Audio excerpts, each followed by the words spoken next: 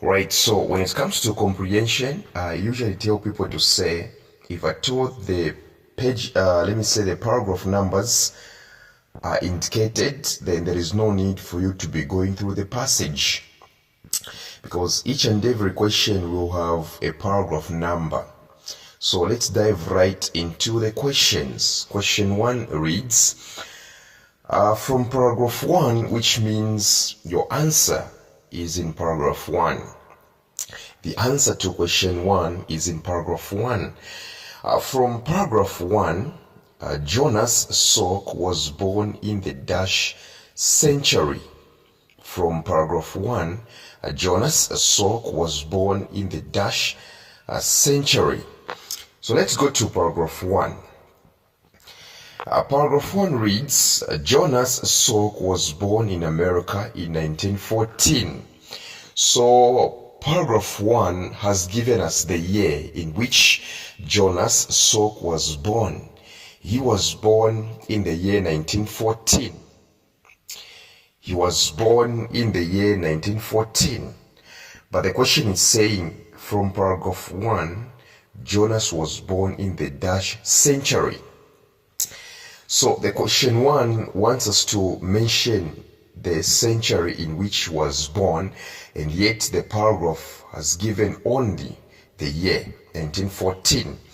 So this is where you remember the technique you were taught at grade 9. At grade 9 you were taught to say, when looking for a century, what you need to do, you get the year that you are given. So like 1914, you get it, and then you divide it by 100. This is what your teachers said at grade 9. You get 1914, you divide it by 100. What do you get? You get 19 point something, right? So you remove the decimals, you remain with 19. So you say 19 plus 1, you get 20. So that's how you find centuries. You get the year that you are given. So like in this case 1914, you divide by 100, you are going to get 19 point something. Now add 1 to 19, you're going to get 20. So Jonas Salk was born in the 20th century. And the answer is C. Yes, he was born in the century 20th century. Yes. Question 2, in paragraph 1, viruses dash. Let's go to paragraph 1 and hear what viruses have to be said about. So paragraph 1 reads, Jonas Salk was born in America in 1914. His father worked in a clothing factory. Salk studied at New York University of Medicine, where he graduated in 1939. Remember, the question is talking about viruses, right? So far I haven't seen the word viruses. Next sentence reads, from the start of his medical career that same year, Salk was interested in viruses. Okay. Salk was interested in viruses. Then it goes on to say, these are tiny. It's now defining viruses. These are tiny parasitic organisms which are visible only under a powerful microscope. These are tiny parasitic organisms which are visible only under a powerful microscope. So this sentence is saying viruses are tiny parasitic organisms which are visible. They are visible, but the condition is that you have to provide a powerful microscope.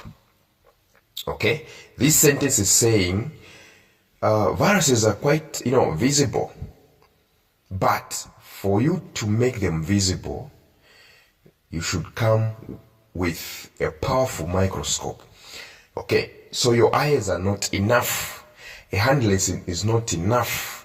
Other microscopes are not enough. What you should bring a powerful microscope for you to see them. Yes. So let's get back to the question. It's saying in paragraph 1, viruses dash. So option A is saying viruses cannot be seen by the naked eye.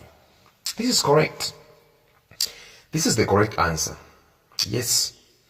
Because the statement said only visible under a powerful microscope. Only visible under a only, which means your eyes cannot see, minus a powerful microscope. Yes, remember the statement says only visible under, only. The key word is only. You bring your eyes only, you don't see. Okay, if you want to see, bring a powerful microscope. Look at the following options. B, it's an immense parasitic organisms. Immense parasitic organisms. No, we didn't even see the word immense. C, are invisible under a powerful microscope. This one is changing the statement. The statement said it's visible. Okay, let me say they are visible, but only under a powerful microscope. But this one is saying this one is saying they are invisible under a powerful microscope. It's changing the statement. All right. D, are visible under any microscope. No. They are not visible under any. They are only visible under a powerful microscope. So the answer is A. You need to be very careful when you are answering comprehension. And please, before it's time up, come for more substitutions. All right. I know you have people that are telling you come for their WhatsApp tuitions. Come for my friend. If you want the best, you need to go to the best. All right. All right. Question 3. According to paragraph 2, for how long had Jonas Salk worked when he became interested in polio? According to paragraph 2, for how long had Jonas Salk worked when he became interested in polio? For dashes. So this question, if you check very well, to paraphrase it, it's simply saying there was something Jonas was doing before he became interested in polio. There was something Jonas Salk was doing before he became interested in polio. So now they're asking, they want you to tell them how long had he worked in another field before he became interested in polio. How long did he work in the field that he was working in before he became interested, all right, eventually in polio? So let's go to paragraph 2, because the question says according to paragraph 2. So in 1947, after working on the subject for several years, which subject? Viruses, right? Remember, paragraph 1 talked about viruses. In 1947, after working on the subject for several years, Salk became interested in polio. So he became interested in 1947 after working on the subject for several years. Which subject? Viruses. So initially, or in paragraph 1, we are introduced that he was working on viruses, and they even defined viruses. So in 1947, after working on the viruses for several years, Salk became interested in polio. Okay? Yes. So he became interested in polio in the year 1947. So what we need to do, we have to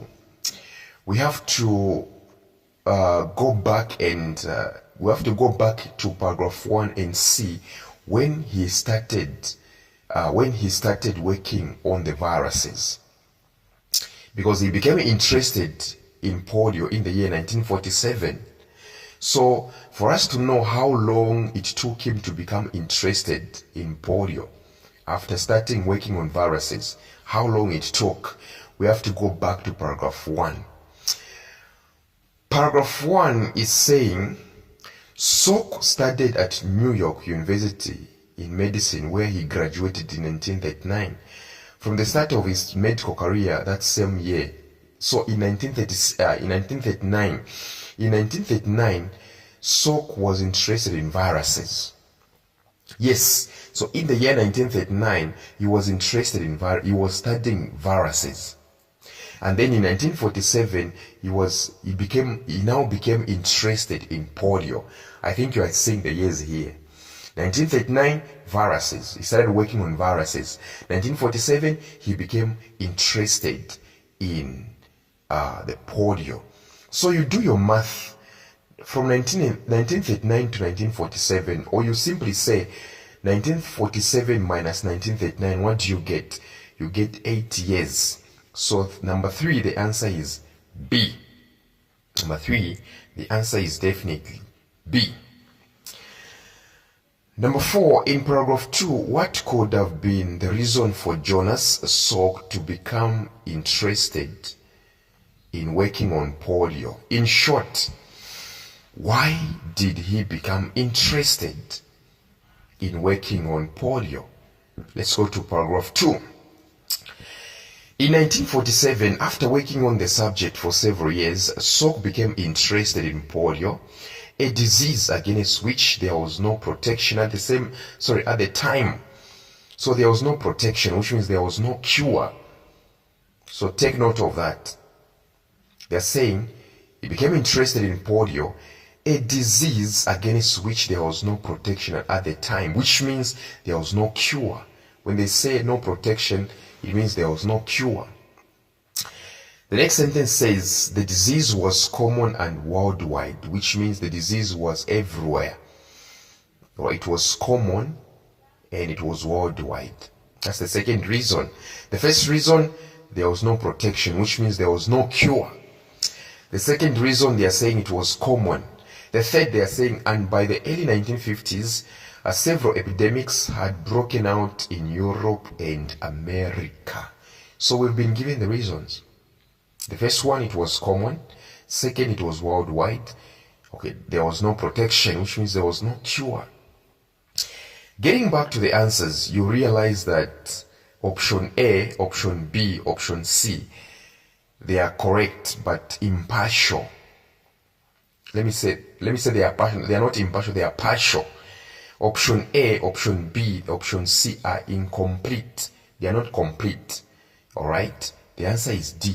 Because D is carrying all of them. Was common, was worldwide, and there was no protection, which means there was no cure. So the answer is D. Alright? So A, B, and C, they are correct but partial. They are incomplete. They are leaving out some, but D is carrying all of them actually. Yes, it was common, it was worldwide, and it had no cure. Number 5, we can conclude, which means we can deduce from paragraph 3, that in most cases, the patient recovers when the virus dash. So now let's go to paragraph 3. The virus enters the body through the throat and attacks the spinal cord. In most cases, the patient recovers, but where the attack is severe, it can destroy the nerves. As a result, the patient can become severely paralyzed.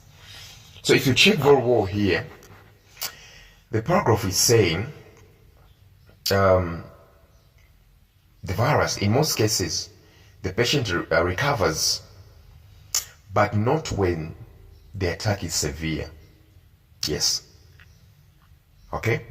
The patient will recover only if the attack was not severe. That's what it means. Because it's saying, but where the attack is severe, when they mention the word but, just know that they are talking about the opposite. When they say in most cases the patient recovers, and then they say but, now it simply means to say they are about to mention something that is opposite to what the patient will be actually affected by. The patient recovers, but where the attack is severe, it simply means to say, but when the attack is severe, the patient doesn't recover. Alright? It can destroy the nerves rather. As a result, the patient can become severely paralyzed. Okay? So, to paraphrase this one, the writer is saying, oh, the patient will recover only if the attack is not severe. And if it's not severe, it means it is less severe.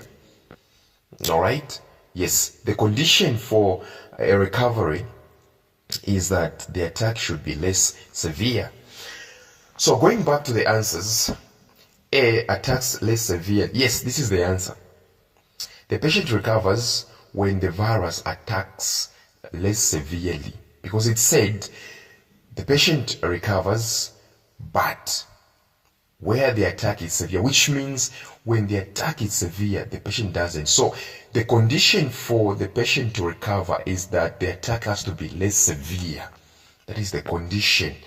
And so the answer is definitely A. Yes, the answer is A. Now we go to number 6.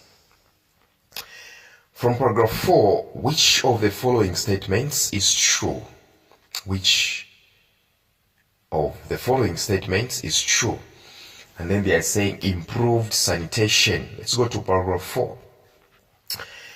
What is interesting is that although improved sanitation reduces the chances of infection, it also increases the chances of an epidemic.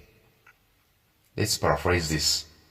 They're saying, quite alright, improved sanitation, which means hygiene, cleanliness, reduces the chances of infection.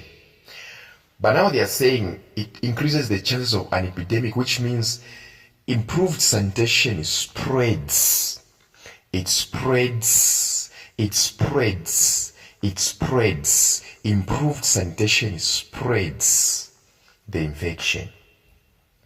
You see? So it simply means to say when you are clean, when you are hygienic, okay, you are spreading the disease. That's what it means. In poor countries, infants, which means babies, come into contact with the disease and develop immunity to it.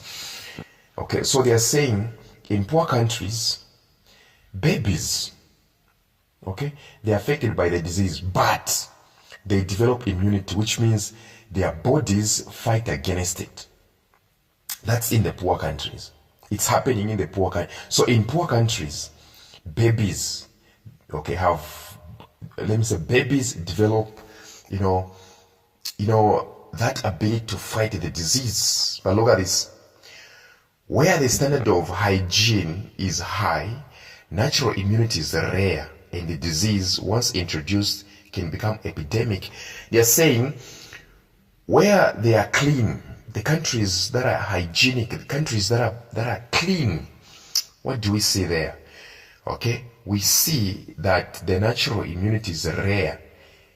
Okay, I think they are telling you people that are well to do. You people are clean, right? Yes, they are saying with polio, you realize that the more clean you are, let me say the cleaner you are, the more hygienic you are, the less active your immunity is.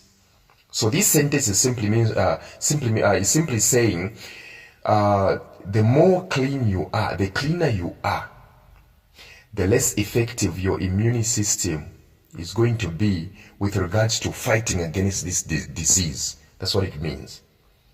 All right? So it simply means to say where it's clean, where it's cleaner, okay, the disease is spread. That's what it means. Coming back to the answers, it's saying A, improved sanitation diminishes the natural immunity. This is correct. This is the correct answer, because it says where the standard of hygiene, okay, is high, natural immunity is rare, and the word rare means diminished. So the answer here is A. The more clean you are, the more, the less active your immunity is. Your natural immunity is. The answer is A. Number 7, in paragraph 5, how old was Jonas Salk when he announced that he had developed his trial vaccine? In paragraph 5, how old was Jonas Salk when he announced that he had developed his trial vaccine? He was -years old. Let's go to paragraph 5, because remember, this guy was born in 1914. Let's not forget that. Now let's go to paragraph 5. Salk studied all the works available on viruses and vaccination from Edward Jenner's discovery of the smallpox vaccine. So far, I don't hear when he announced the trial. They're saying trial vaccine, his trial vaccine. He decided to develop a vaccine for the disease. Which disease? Polio. In 1953, Salk announced that he had developed his trial vaccine. So he announced his trial vaccine in 1953. Right? 1953. Now he was born in 1914. You do your math, alright? You do your math. From 1914 to 1953, what's the answer? So you do 1953 minus 1914, what do you get? You get 39. So he was 39 years old. The answer is B. Number 7, the answer is B. He was 39 years old. Number 8, in which year, according to paragraph 5, was a mass trial launched in which hundreds of school children were vaccinated? In which year, according to paragraph 5, was a mass trial launched in which hundreds of school children were vaccinated? So, this is paragraph 5. Now they're asking in which year where school-going children were vaccinated. Alright, so let's go to paragraph 5. We continue. It contains some dead polio viruses and penicillin. That's paragraph 5. Salk, with his wife and 3 children, was among the first to receive the vaccination. It proved to be safe and effective. The following year, a mass trial was launched in which hundreds of school children were vaccinated. Alright, remember, this is paragraph 5, and in paragraph 5, we have the year 1953. Now, they are saying in 1953, Salk announced that he had developed his trial vaccine. It was 1953 when he announced. And then you go to the sentence which is saying the following year. The word following means the next, so the next year. So in 1953 he announced, and then the next year, the next year children were vaccinated. So from 1953, the following year is 1954. Yes, the following year is definitely 1954, which means the answer here is C. Yes, we go back to the answers. The answer is C. Yes. Number 9, what is the title of the passage? Jonas Salk. What is the title of the passage? What is the title of the passage? So how do you know the title of the passage? The only way to know the title of the passage, you look at what has been mentioned, almost 3/4, what has been talked about, almost 3/4 of the passage. And what has been talked about is actually polio. So the answer is D. Polio and Jonas Salk. Polio and Jonas Salk. Yes.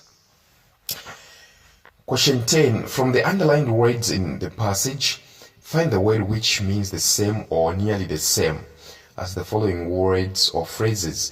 So this one, I'll just give you the answers. I want you to come from our substitutions and get the technique of how to know the synonyms, how to know the meanings. Alright? Yes, there are underlined words and they have the exact meaning or similar to, or they have meanings which are nearly the same as these words. So I want you to come from our substitutions and please make sure that you hurry so that you don't waste our time. You know, a lot of you have got this tendency of coming from our substitutions when it's too late, so that when you don't do well, You don't do exactly the way you're supposed to do. You're like, I attended the tuitions of that guy. You come when it's time, when you still have time. So the first one is without danger. Without danger simply means safe. So here the answer was safe. Number 2, serious. The word serious, according to the underlined word, is severe. The answer is severe here. Number 3, fascinating. Fascinating, the other word is interesting.